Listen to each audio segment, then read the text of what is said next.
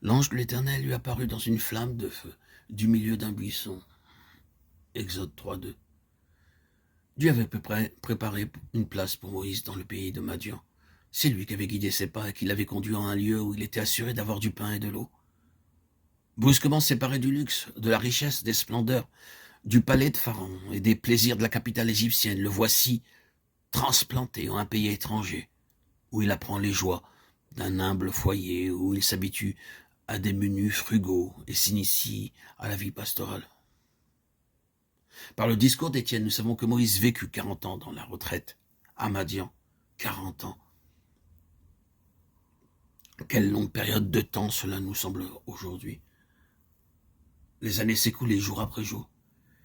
Il faisait paître le troupeau. Supposait-il parfois au cours des longues heures silencieuses que Dieu avait oublié la transaction qu'il avait passée avec lui? Alors qu'il choisissait l'opprobre de Christ parce qu'il avait en vue la rémunération, Hébreux 11. Ou bien connut-il les luttes intérieures si douloureuses? S'accusa-t-il d'être déchu de la grâce de Dieu? Et pensa-t-il que Dieu l'avait mis de côté comme un vaisseau de rebut? Remémorant les années passées, se dit-il que par sa propre folie, il s'était à tout jamais séparé du peuple qu'il avait voulu secourir, de son peuple. Il ne nous est rien dit à ce sujet dans la Bible. Mais il semble probable que Dieu attendit pour appeler Moïse, que celui-ci eût abandonné tout espoir de retour en Égypte. Dieu attend.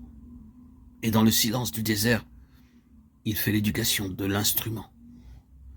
Moïse a besoin de calme. Il faut que soit détruite en lui toute activité charnelle, toute tendance à céder aux impulsions, à agir sans réflexion, à la hâte. De par notre nature, nous sommes volontaires, opiniâtres.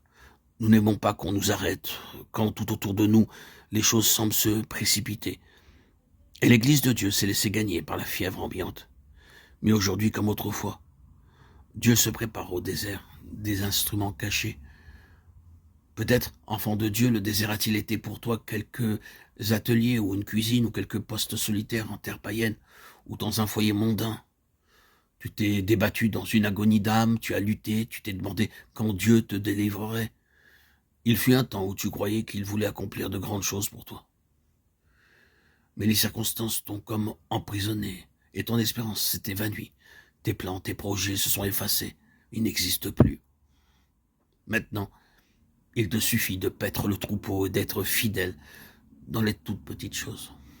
Ou bien, quelqu'un dira, tout mon temps est absorbé par les choses de cette vie, hélas. Et il semble qu'il y aurait tant à faire pour moi au service de Dieu. Ne serais-je jamais de ces privilégiés dénouant les liens de ceux qui sont sous le joug, de ceux qui renvoient libres les affligés? Oh, enfant de Dieu, le Père Céleste n'oublie pas. Il ne t'oublie pas. De plus, il n'est jamais en retard. Jamais. Attends.